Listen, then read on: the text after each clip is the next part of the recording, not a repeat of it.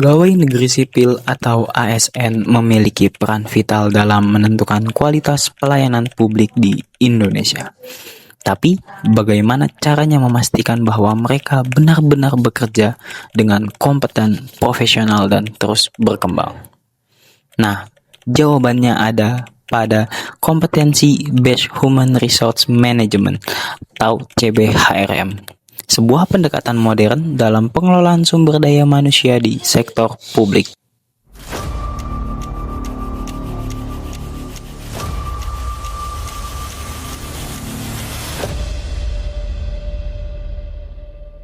Setiap organisasi publik memiliki tanggung jawab yang besar dalam memberikan pelayanan terbaik kepada masyarakat. Sumber daya manusia atau SDM merupakan aset fundamental dan penggerak utama mencapai visi misi organisasi, sehingga kualitas kompetensi dan kinerja individu secara langsung menjadi penentu keunggulan kompetitif.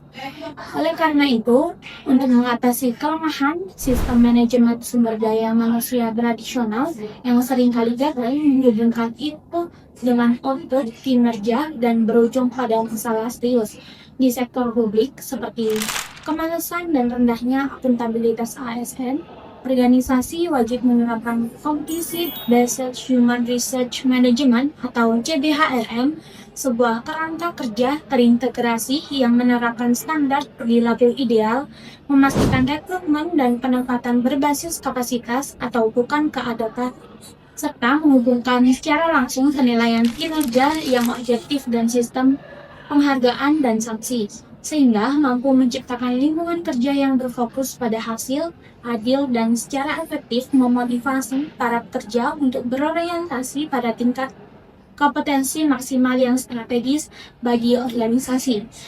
CBHRM sebagai manajemen ASN karena berfungsi sebagai kerangka kerja yang sistematis untuk menilai kerja yang objektif, dengan mengukur kompetensi esensial, teknik, manajemen, dan sosial kultural. Sebelum membahas mengenai kompetensi, kita perlu mengetahui konsep dasar penilaian kinerja dan pengembangan pegawai negeri.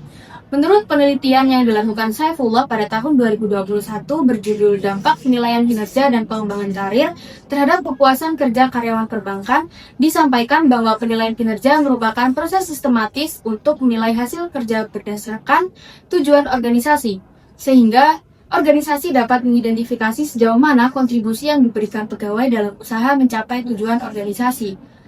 Dalam konteks pegawai negeri, penilaian kinerja telah diatur dalam Peraturan Pemerintah Nomor 30 Tahun 2019 tentang penilaian kinerja pegawai negeri sipil. Pasal 3 mengatur penilaian kinerja yang dilakukan berdasarkan perencanaan kinerja pada tingkat individu dan unit organisasi dengan mempertimbangkan target, capaian, hasil, manfaat, dan perilaku. Selanjutnya, Pasal 4 menetapkan prinsip-prinsip penilaian kinerja PNS, yaitu secara objektif, terukur, akuntabel, partisipatif, dan transparan. Selanjutnya, masih menurut Saifullah pada tahun 2021, pengembangan pegawai merupakan proses terstruktur untuk meningkatkan kemampuan individu dalam mencapai jenjang karir yang lebih tinggi. Proses pengembangan karir mencakup perencanaan karir setiap individu dan diiringi dukungan organisasi agar pegawai dapat berkembang secara profesional dan berkelanjutan. Menurut buku Competent at Work, Model for Superior karyanya John Riley, kompetensi Based Human Resource Management atau CBHRM adalah pendekatan manajemen sumber daya manusia yang berfokus pada kompetensi, yakni kombinasi dari pengetahuan, keterampilan, dan perilaku yang dibutuhkan untuk mencapai kinerja terbaik. Dalam konteks sektor publik, CBHRM membantu pemerintah menempatkan orang yang tepat di posisi yang tepat. Jadi, penilaian dan pengembangan pegawai tidak lagi hanya berdasarkan masa kerja atau pangkat, tapi pada sejauh mana pegawai memiliki kompetensi yang dibutuhkan jabatan. Dengan sistem ini, kinerja aparatur menjadi lebih terukur, objektif, dan transparan. Misalnya, ASN yang ingin naik jabatan harus menunjukkan kemampuan manajerial, kepemimpinan, dan pelayanan publik yang sesuai standar kompetensi nasional. Intinya, CBHRM bukan hanya sekedar menilai kinerja, tapi menciptakan budaya kerja berbasis kemampuan dan profesionalisme dalam birokrasi.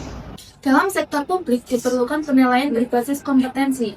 Hal ini dikarenakan tuntutan akuntabilitas, transparansi, dan peningkatan kualitas dalam pelayanan publik. Dalam penilaian tersebut, kinerja pegawai negeri sipil dinilai secara objektif berdasarkan kemampuan, bukan secara subjektif atau kedekatan personal. Misalnya, dalam Kementerian Keuangan yang membentuk strategi pengembangan sumber daya manusia untuk meningkatkan kinerja dan kompetensi melalui Kementerian Corporate University. Dalam strategi Kementerian Corporate University, pembelajaran menjadi terintegrasi ke dalam satu ekosistem, sehingga setiap pegawai tidak hanya memperoleh pembelajaran melalui pelatihan atau structure learning, namun juga dapat belajar dari lingkungan sosialnya atau social learning, dan dari unit tempat ia bekerja atau learning by working. Menurut Prabowati, pada tahun 2018, pelatihan berbasis kompetensi mampu meningkatkan kinerja dan profesionalisme pegawai publik. Jadi, penerapan penilaian berbasis kompetensi dapat menciptakan birokrasi yang objektif, adaptif, dan berorientasi pada hasil. Sekarang kita akan membahas mekanisme penilaian kinerja dan pengembangan pegawai berbasis kompetensi.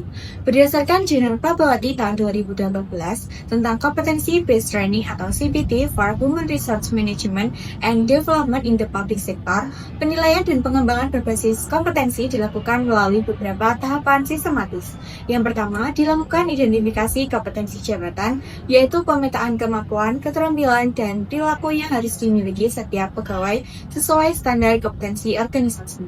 Yang kedua, dilakukan penilaian kinerja berbasis kompetensi dengan menilai hasil kerja dan perilaku kerja pegawai berdasarkan indikator kompetensi yang relevan. Penilaian ini tidak hanya melihat hasil, tetapi juga proses dan cara pegawai mencapai tujuan. Yang ketiga, dilakukan analisis kesenjangan kompetensi atau kompetensi gap analysis, yaitu membandingkan kompetensi aktual pegawai dengan kompetensi ideal yang dibutuhkan untuk jabatannya. Hasil analisis ini menunjukkan area yang perlu ditingkatkan.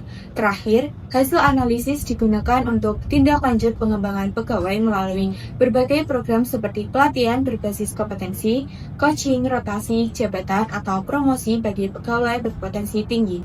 Menurut Prabowati, mekanisme ini sejalan dengan model kompetensi based training atau CBT yang mencakup 5 strategi. Yang pertama, organizational scanning atau penilaian organisasi. Yang kedua, strategi planning atau perencanaan strategis. Yang ketiga, kompetensi profiling atau profil kompetensi. Yang keempat, gap analysis atau analisis kesenjangan. Dan yang kelima, kompetensi development atau pengembangan kompetensi. Dengan pendekatan ini, organisasi dapat mengurangi kesenjangan antara kinerja aktual dan kinerja potensial, serta meningkatkan kompetensi, kemampuan, pengetahuan, dan sikap pegawai secara berkelanjutan. Selanjutnya kita akan membahas kelebihan CBHRF. Yang pertama, lebih holistik. Tidak hanya fokus pada pelatihan seperti CBT, tapi mencakup keseluruhan manajemen sumber daya manusia seperti rekrutmen, penilaian, promosi, dan pengembangan. Yang kedua, yaitu objektif dan transparan. Menilai pegawai berdasarkan kompetensi nyata, bukan senioritas atau masa kerja. Dan yang ketiga, yaitu mendorong kinerja unggul. Membantu organisasi menempatkan orang yang tepat di posisi yang tepat. Selanjutnya, kita akan membahas tantangan kompetensi based human resource management. Yang pertama, implementasi kompleks. Butuh sistem evaluasi yang jelas dan pemahaman kompetensi yang konsisten antar unit kerja. Yang kedua, perubahan budaya kerja. Birokrasi sering masih menilai pegawai dari rutinitas, bukan kompetensi. Yang ketiga, keterbatasan data kompetensi. Tidak semua instansi memiliki peta kompetensi pegawai yang akurat. Jadi, meskipun kompetensi based human resource punya tantangan dalam penerapan, pendekatan ini membuka jalan menuju birokrasi yang profesional, adil, dan berbasis kinerja yang nyata.